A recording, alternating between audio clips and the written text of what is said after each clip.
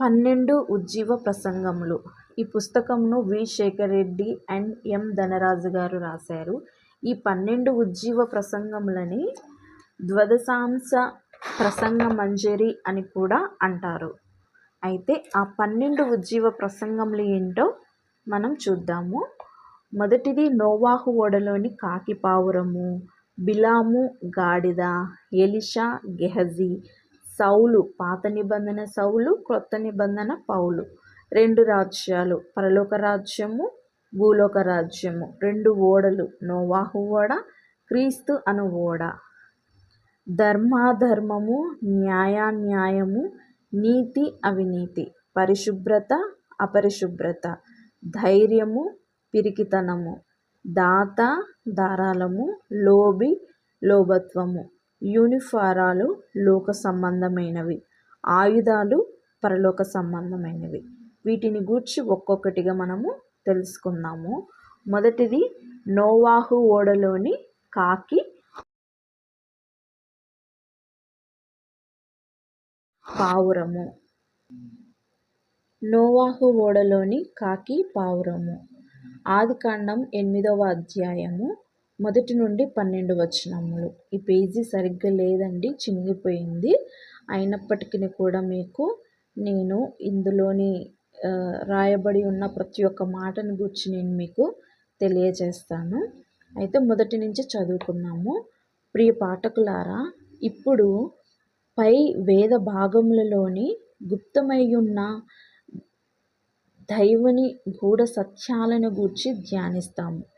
ఆదికాండము 6 మరియు 7 అధ్యాయాలలో విశేషమైన మరియు భూమి భరించలేనంత పాపమును ఆనాటి జనాంగము వ్యవహరింపగా, సృష్టికర్త అయిన దేవుడు నరుల యొక్క దోషపరాధములను బట్టి వారి హృదయాలు దేవునికి స్థానము లేక యుండుటను బట్టి, సృష్టికర్త అయిన దేవుడు ఉగ్రుడై తాను రూపించిన ఈ లోక సృష్టి యావత్తును, చెడియున్న వాతావరణంలో నోవాహు అను వ్యక్తిని, అతని కుటుంబాన్ని ఆనాటి జనాభాలలో నీతిమంతుల జాబితాలో చేర్చి, ఆ విశేష జనాభాలో నోవాహు అతని కుటుంబము ఒక్కటే దేవుని యందు భయభక్తులు కలిగి ఆనాటి ఆ జనాభాలో నీతిమంతులుగా దేవునిచే ఎన్నిక చేయబడినందున, దేవుడు తాను జరిగింపబోవు జలప్రళయ మారణ హోమము నుండి నోవాహు కుటుంబమును కాపాడుటకు తన ప్రణాళికను బట్టి తన నమూనాతో ఓడ నిర్మాణము జరిగించి, ఆ విధంగా పూర్తి అయిన పిమ్మట ఆకాశ తూములు, భూమిలోని పాతాళ జలములు విప్పబడి, ప్రచండమైన వర్షము, విపరీతమైన జల ప్రవాహము ఉధృతమగుచున్న సందర్భంలో దేవుడు తానెన్నుకున్న నీతిమంతుల కుటుంబాన్ని అతనితో పాటు సృష్టిలో తానెన్నుకున్న జంతుజాలాన్ని ఓడలో చేర్చి, వాటితో పాటు నోవాహును అతని కుటుంబాన్ని ఓడలో ఉంచి, దేవుడు స్వయముగా ఆ ఓడ ద్వారమును మూసివేయగా, పర్వతాలు, చెట్లు, సముద్రమును మునిగి, మహా అగాధముతో కూడిన జల ప్రవాహము యావత్ సృష్టిని ఆవరించి బీభత్సము చేయు సందర్భంలో భూమి మీదనున్న సృష్టము యావత్తు తుడిచివేయబడినవి. ఆ విధంగా తుడిచివేయబడి దైవ చిత్త ప్రకారము ప్రవాహ జలములు సృష్టి నాశనము జరిగించిన తరువాత, దేవుడు నోవాహును అతని కుటుంబాన్ని జ్ఞాపకం చేసుకొని, ప్రచండమైన గాలి అగాధ జలముల మీద వీచగా జలములు తగ్గిపోయినట్లును ఈ వేద భాగంలో వ్రాయబడి ఉన్నది. ఆ విధంగా దినదినము క్రమేపీ నీళ్లు తగ్గుచూ వస్తున్నప్పుడు, దేవుని చేత నిర్ణయించబడిన మందిరమైన ఆ ఓడ గ్రామము నుండి 7వ నెల 7వ దినమున అరారాతు కొండల మీద ఆ ఓడ నిలిచి ఉన్నట్లును, నీళ్లు క్రమేపీ తగ్గుచూ వచ్చినట్లును, అప్పుడు నోవాహు తాను చేసిన ఆ ఓడ కిటికీని తీసి వాతావరణమును పరీక్షించుటకు, అనగా నీళ్లు తగ్గినవా లేదా, నేల ఆరినదా లేదా అని తెలుసుకొనుటకు ఓడ కిటికీని తెరిచి ఒక కాకిని వెలుపలికి వదిలి అది బయటికి వెళ్ళి నీరు ఇంకిపోవు వరకును ఇటు నటు తిరుగుచున్నట్టుగాను, మరలా నోవాహు దగ్గరకు వెళ్ళకుండా ఆగినట్లును, అందును బట్టి నోవాహు నీళ్లు నేల మీద నుండి తగ్గినవో లేదో చూచుటకు తన వద్దనున్న నల్ల పావురాన్ని బయటికి వదిలినట్లును, అప్పటికి నీళ్లు భూమి ఎందంతట విస్తరించి ఉన్నందున తన అరకాలు నిలుపుటకు దానికి స్థలము దొరకనందున ఓడలోని తన యొద్దకు తిరిగి వచ్చినట్లును, అప్పుడతడు తన చెయ్యి చాపి ఓడలోకి తీసుకొనినట్లు మరలా 7 రోజులు తాళి ఆ నల్ల పావురమును ఓడ నుండి బయటికి విడిచినట్లును, సాయంకాలమున అది అతని యొద్దకు వచ్చినప్పుడు త్రుంచబడిన ఒలీవ చెట్టు ఆకు దాని నోట ఉండినట్లును, కనుక నీళ్లు భూమి మీద నుండి ఇంకిపోయినట్లుగా నోవాహుకు తెలిసినట్లును, మరి 7 దినములు తాళి ఆ పావురమును వెలుపలికి విడిచిన తరువాత అది అతని యొద్దకు రానన్నట్లును. ఆదికాండము 8వ అధ్యాయము 1 నుండి 12 వచనాలు వివరించబడిన వేదాంశములలోని సారాంశము. ప్రియ పాఠకులారా, ఇందులో మనము కాకి పావురము యొక్క క్రియాకర్మలను గూర్చి ఒక గొప్ప గుణపాఠమును నేర్చుకొందాము. నోవాహు మొట్టమొదటిగా ఓడ నుండి విడిచిన కాకి మాంసాహారి మరియు దానికి క్రింది చూపే, ఎక్కడ ఏమున్నదా, ఎక్కడ చచ్చిన శవాలున్నాయా, ఎక్కడ అపవిత్రత ఉన్నది, దానికి ఏ విధంగా తస్కరించాలన్న క్రింది చూపు, లోక సంబంధమైన వాటి మీద ధ్యాస కలిగి ఉండటమే కాక యజమాని పట్ల కృతజ్ఞత లేని స్వభావము గలది. మరియు తిండి దొరికితే తానున్న స్థలమును, తన స్థితిని మరిచిపోయే స్వభావము కలది కాకి. ఇంకా చెప్పాలంటే కాకి విశ్వాసము లేని పక్షి, అంటే పెంపుడు పక్షిగా జీవించలేదు. ఇక పావురాన్ని గూర్చి చెప్పాలంటే పావురము పరిశుద్ధమైన పక్షి. ప్రభువైన యేసుక్రీస్తు తన బోధలో తన శిష్య కోటిని లోకము మీదను పంపుచు మత్తయి సువార్త 10:16 ఇదిగో క్రూరమైన తోడేళ్ల మధ్యను గొర్రెలను పంపుచున్నాను, కనుక మీరు పాముల వలె వివేకులను కాక పావురముల వలె నిష్కపటులనై యుందురు అన్నట్లు మనము వేదములలో చదవగలము. అలాగే యేసుక్రీస్తు యోర్దానులో నుండి యోహాను చేత బాప్తిస్మము పొంది నది ఒడ్డునకు వచ్చినప్పుడు ఆయన మీద పరిశుద్ధాత్మ పావురము వలె వ్రాలింది గాని కాకి వలె వ్రాలలేదు. మత్తయి సువార్త 3:16. కనుక ప్రియ పాఠకులారా, పరిశుద్ధ గ్రంథములో పావురమునకు ప్రత్యేకమైన పరిశుద్ధమైన స్థానం ఉన్నది. ఒకప్పుడు మన దేశాన్ని పరిపాలించే జవహర్లాల్ తన పరిపాలన కాలంలో శాంతికి చిహ్నంగా పావురాలను ఎగరవేసినట్లుగా దేశ చరిత్రలో మనకు తెలియను. నేటికిని ప్రపంచ శాంతికి చిహ్నంగా పావురము, దాని నోట ఒలీవ ఆకు చిహ్నంగా ఉంది. ప్రియ పాఠకులారా, పావురము శాకాహారి, పక్షులన్నింటిలో పరిశుద్ధమైనది. ఇది కాకికిని పావురమునకు ఉన్నట్టి తారతమ్యము. నోవాహు ఓడలో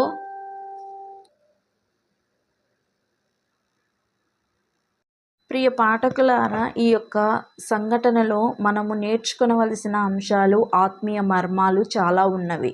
ఇందులో మొదటిగా నోవాహు నిర్మించిన ఓడ దేవుని గృహము, అనగా దేవుని మందిరము.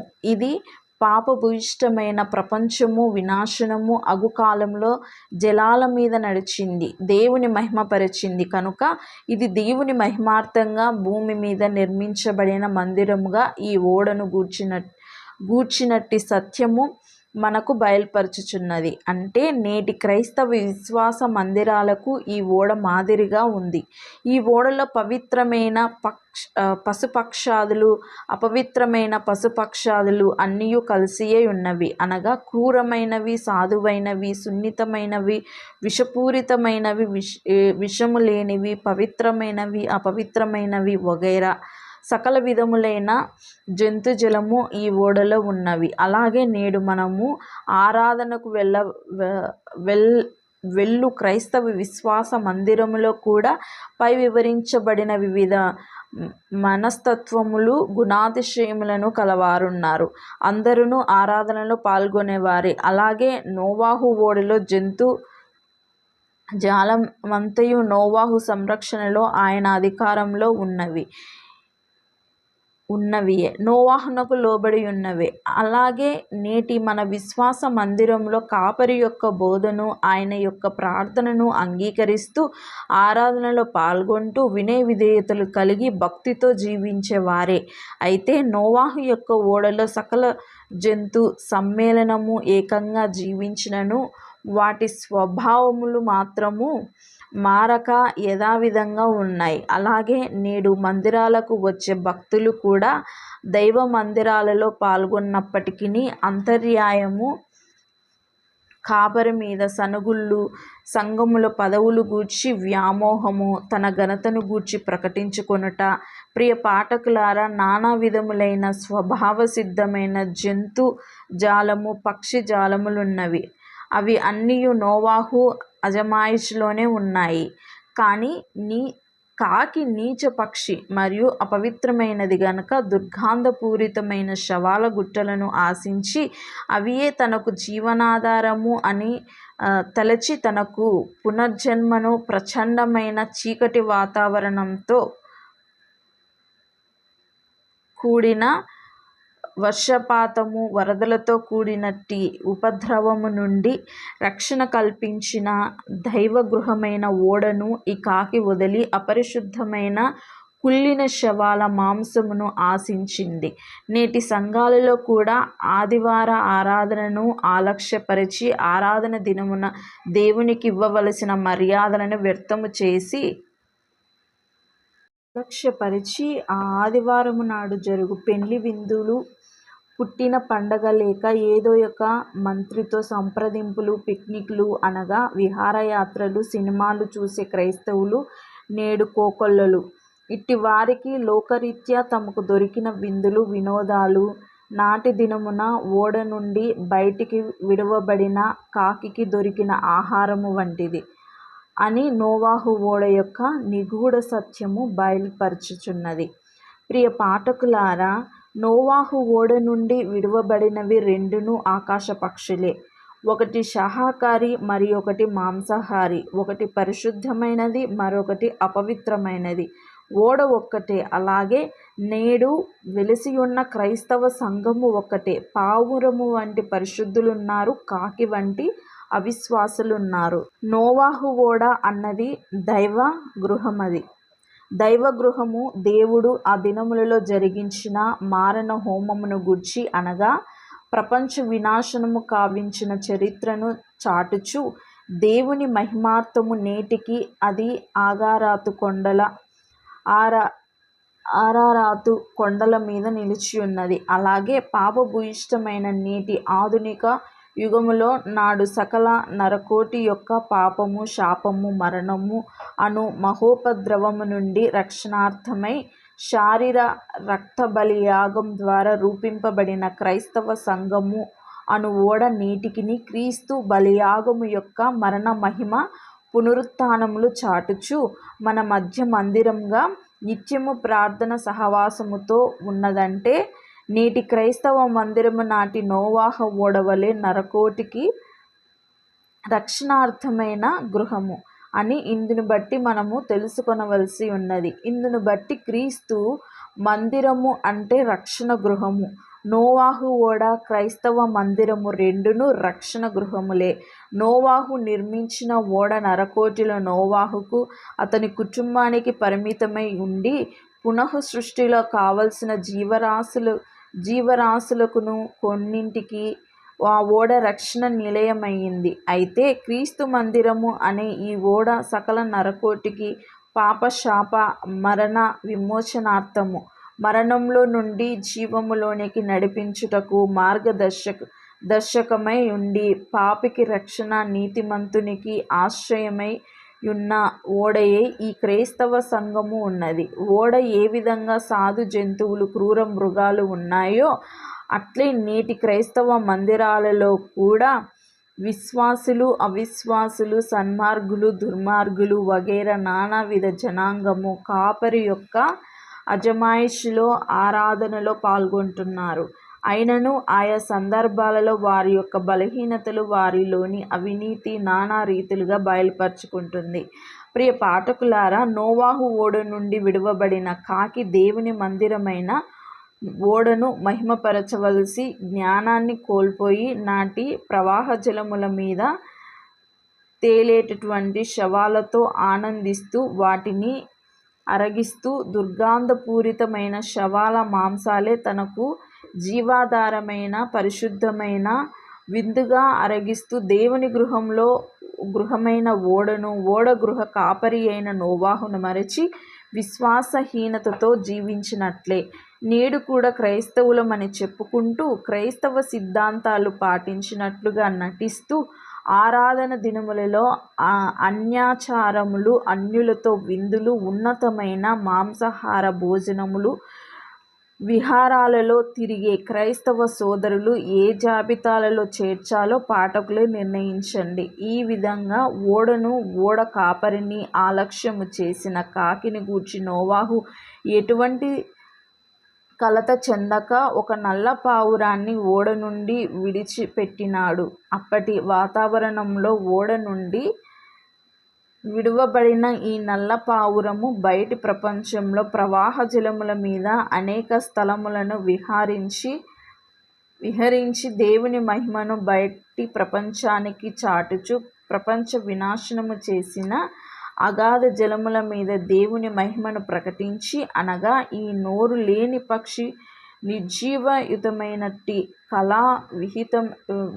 కళావిహీనమైన భూమి మీద దేవుని మహిమను ఓడ వర్తమానమును ప్రకటించి, జలయమైన కలుషిత వాతావరణమును బట్టి ఆ పావురము తన రక్షణార్థము మరలా తన నివాసమైన ఓడలోనికి వచ్చినట్లు ఓడ కాపరి దానిని లోనికి తీసుకొన్నట్లు వేదములోని నిర్వచనము. ఇందును బట్టి నోవాహునకు వాతావరణము యొక్క పరిస్థితి అర్థమై ఇంకను భూమి మీద నిల్చున్నట్లుగా తలచి మరి 7 దినములకు అదే పావురాన్ని ఓడ నుండి విడిచినప్పుడు అది సాయంకాలము అతని యొద్దకు చేరినప్పుడు దాని నోటనున్న ఒలీవ మొక్క ఆకును బట్టి భూమి మీద నీళ్లు తగ్గిపోయినని తెలుసుకొనుటకు వీలు కలిగింది. ప్రియ పాఠకులారా, ఈ పావురము ఉదయం నుండి సాయంకాలం వరకు అనేక స్థలములను దర్శించి నానా చెట్ల మీద వ్రాలి ఏ విధంగా సంచరించిందో గాని ఆ దినమున అది తిన్నటువంటి ఆహారంలో ఏ విధమైన గింజలు తిన్నదో మనకు తెలియదు. అయితే సాయంకాలము అది తన యజమాని దగ్గరకు వచ్చినప్పటికీ దాని నోటనున్న ఒలీవ యొక్క ఆకును బట్టి ఆ పావురము క్రీస్తును ధరించుకొన్నది. క్రీస్తును గురించి లోకానికి చాటింది, క్రీస్తును మహిమపరచింది. ఒక విధంగా ఆ పావురము ఆ నిర్జీవ వాతావరణంలో క్రీస్తును గూర్చిన సువార్తను నోవాహుకు అతని కుటుంబానికి ఎరిగించినట్లుగా ఇందును బట్టి మనము గ్రహించవలసి ఉన్నది. పావురము నోటనున్న ఈ ఒలీవ ఆకును బట్టి నోవాహు భూమి మీద నున్న నీళ్లు తగ్గిపోయేనని, అనగా సంపూర్ణ రక్షణ తనకు తన కుటుంబానికి ఏర్పడినదన్న భావము కలిగినది. అతడు మరలా అదే పావురాన్ని 7 దినములు తాలి వెలుపలికి విడిచినప్పుడు అది మరలా అతని యొద్దకు రాలేదు. అవును ప్రియ పాఠకులారా, ఆ నల్ల పావురము యేసు యొక్క రక్షణ సువార్తను ఒలీవ ఆకు ద్వారా ప్రకటించినప్పుడు దాని యొక్క బాధ్యత తీరిపోయింది. ఎలాగంటే, ప్రచండమైన మారణ హోమము నుండి, జల ప్రవాహము నుండి నిన్ను కాపాడిన వాడు క్రీస్తు అని ఈ నల్ల పావురము ఒలీవ ఆకు ద్వారా ప్రకటించింది. నోవాహునకు ఈ యొక్క జ్ఞానము అర్థము కాలేదు. నీళ్లు తగ్గిపోయినవని మాత్రమే గ్రహించగలిగినాడు. క్రీస్తు ద్వారా తన కుటుంబానికి రక్షణ కలిగినదన్న సత్యము గ్రహించలేకపోయాడు. ప్రియ పాఠకులారా, అపోస్తుల కార్యం 16:30లో చెరసాల నాయకుడు రక్షణ పొందుటకు నేనేమి చేయవలనని అన్నప్పుడు పౌలు, ప్రభువైన యేసునందు విశ్వాసం ఉంచుము, అప్పుడు నీవును నీ ఇంటి వారును రక్షణ పొందుదురు అనిన వాక్కును బట్టి ఈ పావురము ఒలివ ఆకు ద్వారా ప్రభు యొక్క రక్షణ సువార్తను ప్రకటించింది. బుద్ధి జ్ఞానం లేని నోవాహునకు ఈ మూగ పక్షి విషదపరిచినప్పటికీ నరజ్ఞానము కొద్దిపాటిది, అనగా నిరక్షరాస్య యుగము, అనాదిగా ఆ యుగము మూర్ఖతరము, దైవత్వమును గూర్చిన మర్మాలను తెలుసుకొనలేనటువంటి ఆత్మీయ జ్ఞానము లేదు, అనగా అజ్ఞాన కాలము. ప్రియ పాఠకులారా, ఆనాటి దేవుని దృష్టిలో నోవాహు నీతిమంతుడే గాని జ్ఞాని కాడు. జ్ఞాని అయితే తన జ్ఞానముతో దేవుని మహిమపరిచేవాడే. నోవాహు తన నీతిని బట్టి తనను మరణోపద్రవము నుండి కాపాడిన దేవునికి బలిపీఠమును కట్టి అపవిత్రమైన పశుపక్షాదులతో బలులు అర్పించి నీతిమంతుడనిపించుకున్నాడు. ఆ తర్వాత అతడు మద్యపానలోలుడై వస్త్రహీనుడై జీవించాడంటే అతడు జ్ఞాని కాడని ఇందుని బట్టి మనము గ్రహించవలసి ఉన్నది. అట్టి అజ్ఞాన కాల జీవి అయిన నోవాహు ఓడలోకి విడిచిన నల్ల పావురము తన నోటనున్న ఒలివ ఆకు ద్వారా క్రీస్తును చూపించింది. అంటే ఈ నల్ల పావురము క్రీస్తును కలిగి ఉన్నది. ప్రియ పాఠకులారా, ఈనాడు ఈ నల్ల పావురము వలె రక్షింపబడిన విశ్వాసులైన మనం వెళ్ళే మందిరాల ద్వారా, మన నోటితో, మన మాటల ద్వారా క్రీస్తును మహిమపరచుచున్నామా? ఆనాడు ఓడ నుండి వదిలిన నల్ల పావురము ఒలివ ఆకు నోట నుంచుకొని నోవాహు ఓడలో ప్రవేశించి క్రైస్తవ జీవితాన్ని ప్రదర్శించింది. అయితే ఈనాడు క్రైస్తవ విశ్వాసులైన మనలో కొందరు సోదరులు, సోదరీమణులు పొగాకు, తమలపాకు, అగ్గిపెట్టె, బీడి, సిగరెట్లు, చుట్ట వగైరా సాతాను సంబంధమైన సాధనాలను జోబులలో, సంచులలోనూ ఉంచుకొని సంఘానికి, మందిరానికి వెళ్ళే సంఘ విశ్వాసులు లేరని చెప్పగలమా? మన క్రైస్తవ సంఘాల్లో కొందరు ఇట్టి బలహీనతలలో ఉన్నారు. పొగాకు వాడుట, పొగ త్రాగుట దేహానికి హానికరము అని ప్రభుత్వం ప్రకటిస్తున్నప్పటికీ ఆ హెచ్చరికను ఖతారు చేయక, ఆహారము కానిది దేహానికి హానికరమైనదియు నరుని యొక్క ఆయుష్ను పాడు చేసేటువంటి పొగాకు ద్వారా క్రీస్తు సంఘానికిని శిరస్సు ఉన్న క్రీస్తునకును తండ్రి అయిన దేవునికిని